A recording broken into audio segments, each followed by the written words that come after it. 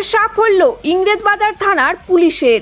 এবারে Malda medical college হাসপাতালের blood ব্যাংকে রোগী ও রোগীর আত্মীয়দের কাছে টাকার বিনিময়ে রক্ত বিক্রি করার অভিযোগে দুইজনকে গ্রেপ্তার করল ইংরেজবাজার থানার পুলিশ। ধৃতদের নাম মোহাম্মদ আলিম শেখ, বাড়ি ইংরেজবাজার থানার বটতলী এলাকায়। অন্যজন খুদু দাস, পুরাতন মালদা থানার শাহাপুরের ছাতিয়ান মোড় এলাকায় বাড়ি।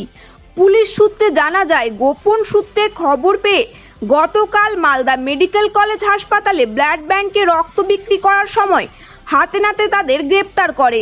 ধৃতদের আজ মালদা জেলা আদালতে পেশ করা হবে বলে পুলিশ সূত্রে জানা যায়।